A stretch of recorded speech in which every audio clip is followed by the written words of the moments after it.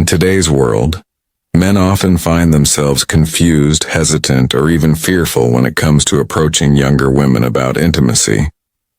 Society has created a culture where asking directly can feel dangerous, manipulative, or outright impossible. Yet, beneath the surface of human interactions, there is a psychological reality that has not changed for thousands of years. Women, regardless of age, respond not only to the words you speak, but to the energy, confidence, and intentionality that those words carry.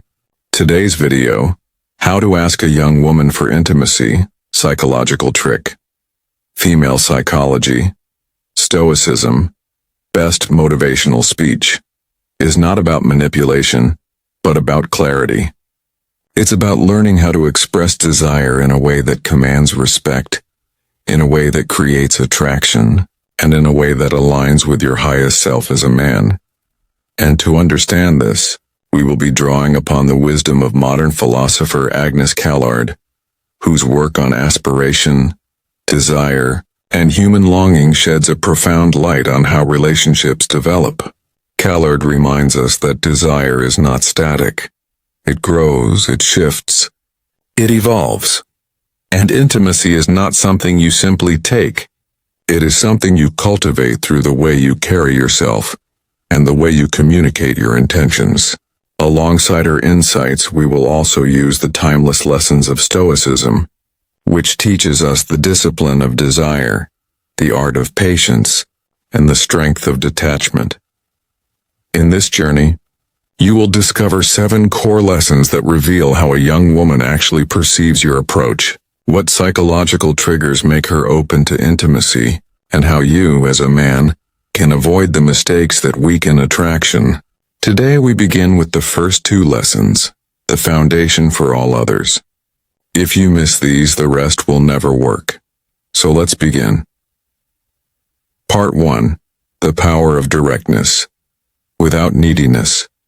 When it comes to intimacy, the greatest mistake men make is either being too aggressive or too timid.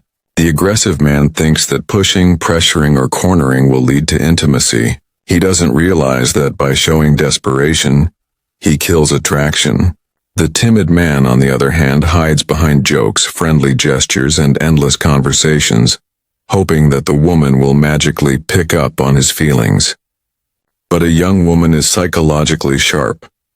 She knows when a man is trying to conceal his intentions, and she loses respect for him when he hides. Here is where the Stoics and Agnes Callard meet. Stoicism teaches that a man must free himself from attachment to outcomes. Marcus Aurelius wrote, "If it is not right, do not do it. If it is not true, do not say it." Applied here, this means do not say you just want friendship when you desire intimacy. Do not act as if you are indifferent when your actions betray longing. Callard, in her philosophy of aspiration, reminds us that desire is transformative. You are not simply asking for intimacy as a physical act. You are expressing the kind of connection you want to grow into. The psychological trick is not really a trick. It is honesty wrapped in confidence. Instead of beating around the bush, you say with calm energy, "I find you attractive and I'd like to spend more time with you in a closer way." You don't beg. You don't demand. You express. You give her space to respond. A young woman feels this difference instantly. She senses that you are not playing games, you are not afraid, and you are not trying to take something from her. You are inviting her into your reality. Attraction begins when she feels that you have no fear of rejection. If she says yes, you remain composed. If she says no, you remain composed. That composure is the essence of masculine presence. It shows her that intimacy is your preference but not your prison, that you desire her, but you are not enslaved by her answer. Callard would argue that intimacy should be seen as part of an aspirational project, something that can evolve into deeper connection. Stoicism teaches us that you must stand tall regardless of whether the project succeeds. Together, these lessons form the first key to asking a young woman for intimacy. Be direct without being needy. Part 2. The silent language of confidence. Words matter, but energy matters more. You could speak the most poetic line to a young woman, but if your voice trembles, your eyes dart away, or your posture shrinks, the message she receives is insecurity. Female psychology is tuned to this silent language. A young woman does not simply hear what you say, she feels who you are. Agnes Callard's philosophy gives us a crucial insight here.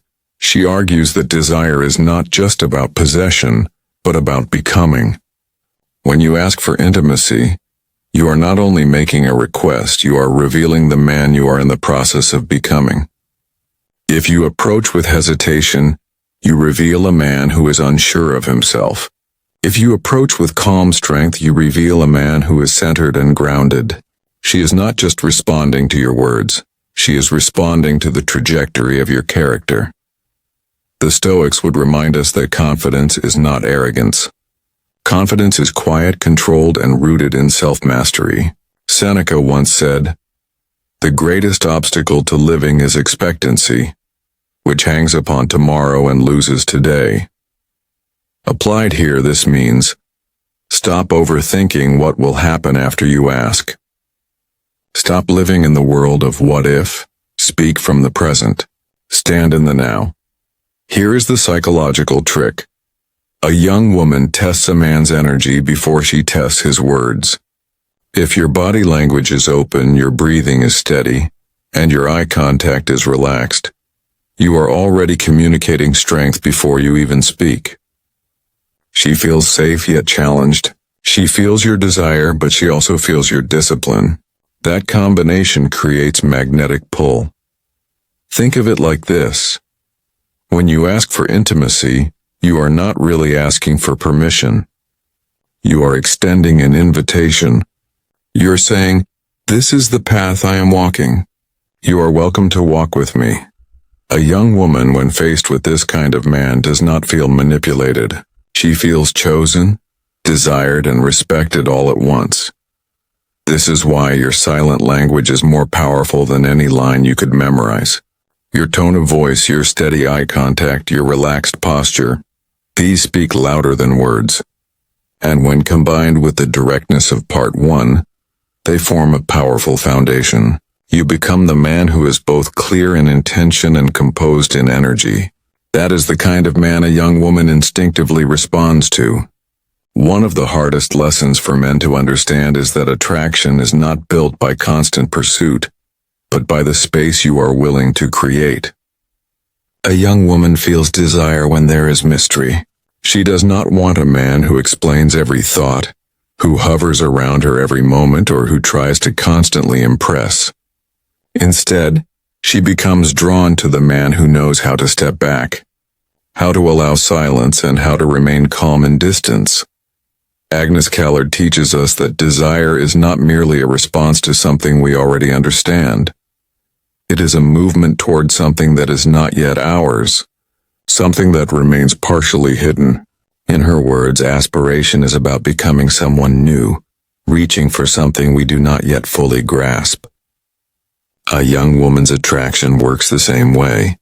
She is pulled toward the man who is not fully revealed, who does not seek her approval in every word and gesture, who allows her imagination to work. This is where the Stoics offer their strongest weapon, detachment. Epictetus reminds us, when you kiss your child or your wife, say that you only kiss things human, and thus you will not be disturbed if they die. At first this sounds cold, but its meaning is profound. It teaches us that we must never cling so tightly to what we love that we lose ourselves in fear. In relationships, this detachment makes you magnetic. By showing that you can walk away, by not suffocating her with constant attention, you prove your strength. The psychological trick here is to master timing. You approach directly, you show confidence, and then you withdraw, not in bitterness, not in games, but in calm self-possession.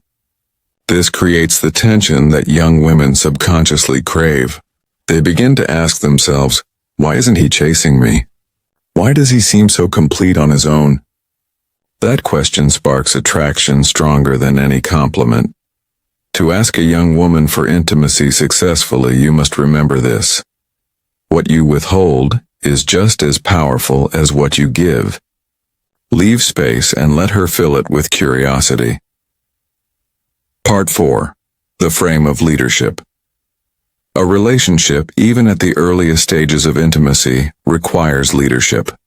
This does not mean dominance in the crude sense, but it means being the one who sets the tone, the direction, and the frame of the interaction.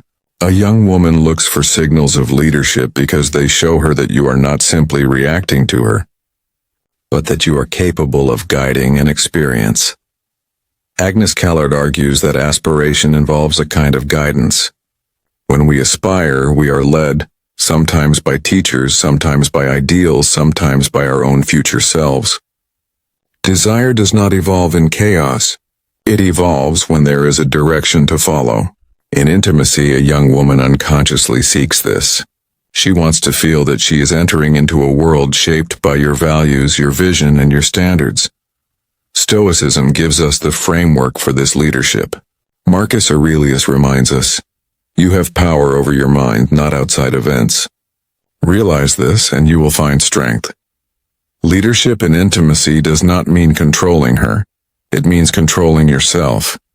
It means knowing your boundaries, stating them clearly, and setting the rhythm of your interaction. If you want to meet her, you suggest the time and place. If you want to escalate closeness, you do so calmly, without apology, without waiting for her to direct every step.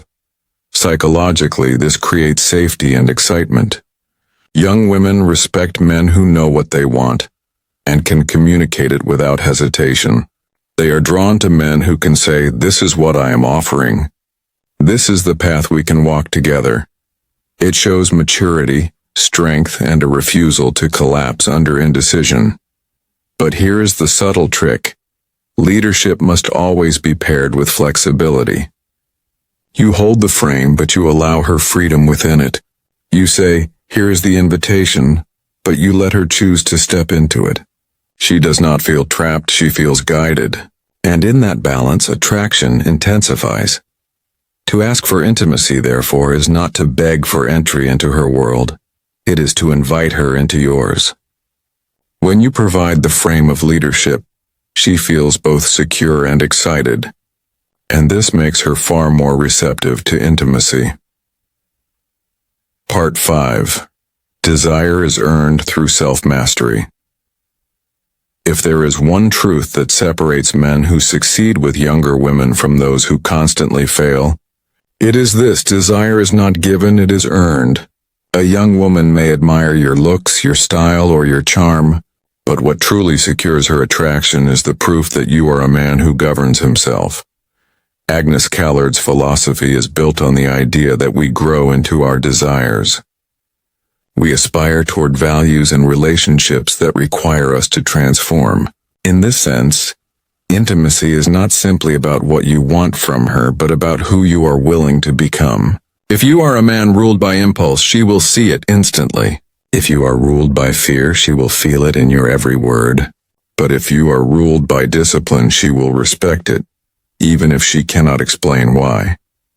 The Stoics place self-mastery at the center of their philosophy.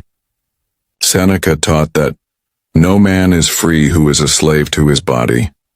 This means that if you cannot control your urges, your cravings, your emotions, then you are not truly free.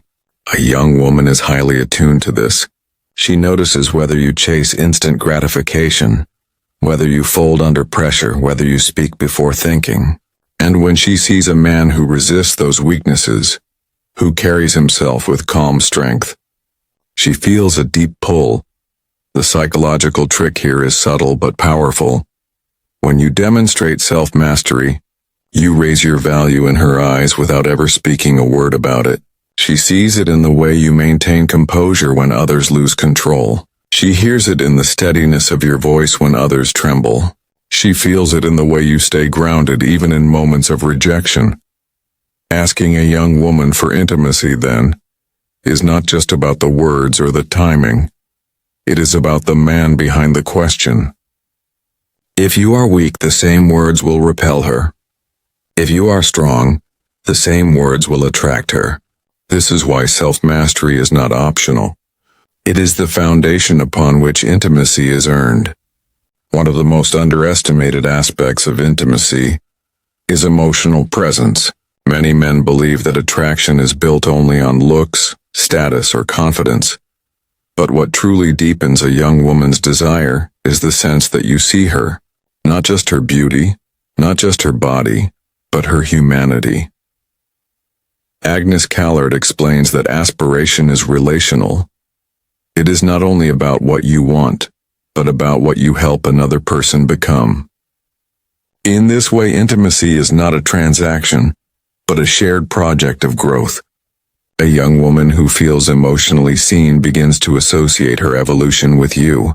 She feels that your presence challenges her, inspires her, and reflects back to her a version of herself she admires. Here, Stoicism provides a critical balance. The Stoics warn us never to become slaves to emotions, but they also teach us not to suppress them entirely. Marcus Aurelius wrote, "Be tolerant with others and strict with yourself." Applied to intimacy, this means you allow her to feel, to express, to reveal vulnerability, while you remain grounded and steady. You do not lose yourself in her storms, but you do not close yourself off to her feelings.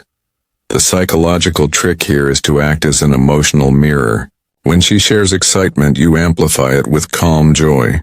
When she expresses doubt, you ground it with reassurance. When she tests you with coldness, you respond with warmth without collapsing. She begins to realize that intimacy with you is not just physical closeness, but emotional safety. For a young woman, this is irresistible. It sets you apart from men who only chase the surface. It shows her that being with you means she can be fully herself, without fear of being judged or abandoned. That realization makes her far more open to the intimacy you seek, because she knows it is not just a fleeting act, it is a meaningful connection. Part 7. The courage to walk away. The final key to asking a young woman for intimacy is the courage to walk away. This may sound counterintuitive. After all, if you desire her, shouldn't you hold on as tightly as possible? But the paradox of attraction is this: the less you cling, the more she respects you. Agnes Callard's philosophy reminds us that desire is always forward-moving. We aspire toward a future that is uncertain, toward something that may not be fully realized. To walk away when intimacy is not reciprocated is not failure, it is growth. It is a statement that you value yourself enough to continue aspiring, even if she is not part of the journey. The Stoics echo this with powerful clarity. Epictetus said, "Never depend on the admiration of others. There is no strength in it. Personal merit cannot be derived from an external source."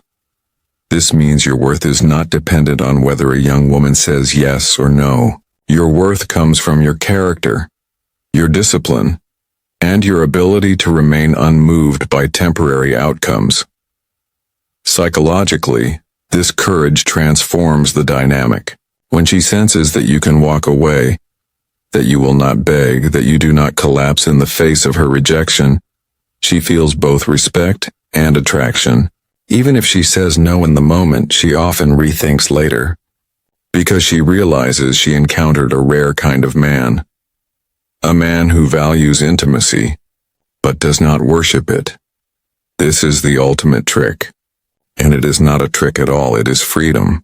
The freedom to express desire honestly, the freedom to stand tall in rejection, and the freedom to continue your path regardless. A young woman responds deeply to this freedom because it signals strength, independence, and true masculinity. Ending, the philosophy of asking without fear. So, what have we uncovered? To ask a young woman for intimacy is not about lines, manipulation, or pressure. It is about embodying a way of being. It is about aligning yourself with timeless principles of psychology and philosophy. You learned the importance of directness without neediness, speaking your truth with calm strength. You discovered the silent language of confidence which speaks louder than words. You saw how leaving space builds attraction by inviting her curiosity. You understood the frame of leadership, guiding without control. You recognized that desire is earned through self-mastery, not given freely. You realized the power of being an emotional mirror, creating safety through presence. And finally, you embraced the courage to walk away, the ultimate proof of freedom. Agnes Callard teaches us that desire is aspirational. It transforms us as we reach for it. The Stoics remind us that we must always hold ourselves above outcomes, mastering our desires instead of being mastered by them. Together, these lessons form not just a strategy for intimacy, but a philosophy of life. So the next time you face the question of asking a young woman for intimacy, remember, it is not just about getting an answer. It is about showing who you are, standing in your truth, and walking away unshaken if the answer is no. Because the man who can do this is the man every woman secretly respects, and many will deeply desire. And that is how you ask, not with fear, not with games, but with the power of presence, philosophy, and self-mastery.